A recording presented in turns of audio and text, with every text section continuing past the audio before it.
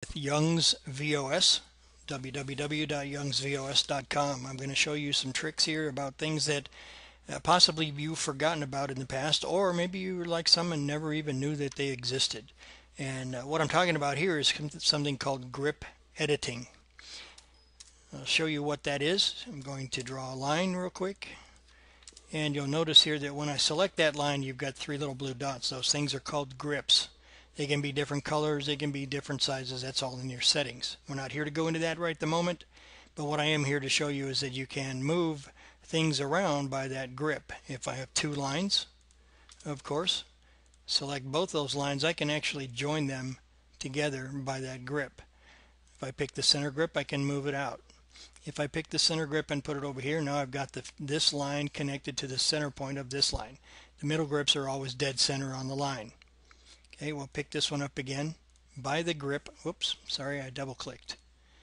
If I pick this one up, I can move it out again, and it's away. Now, some of you might be asking already, why am I not seeing blue grips, blue little square boxes on mine?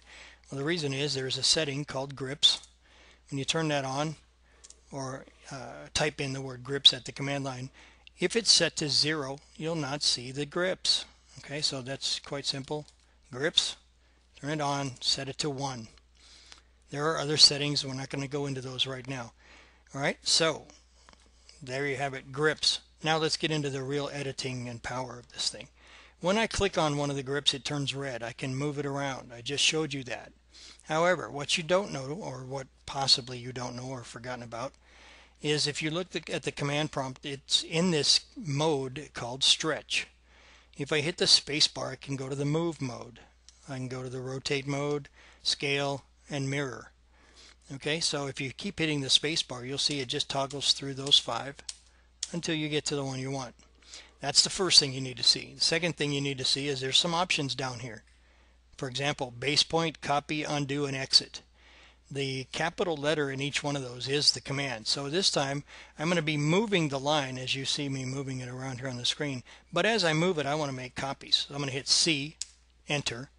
And now I'm going to get new copies every time I click. It doesn't matter which way you go, doesn't matter up or down, backwards, forward, sideways, but I'm getting a copy every time.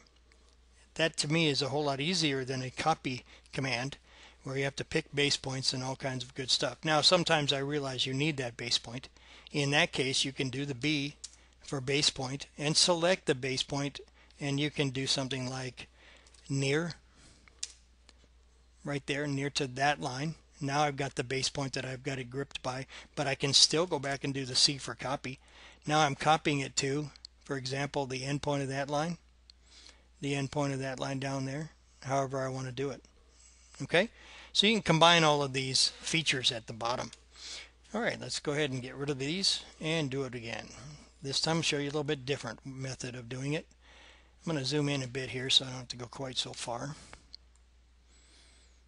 Alright, I've got something here. This line's going to be about 35 feet long, or 35 units long.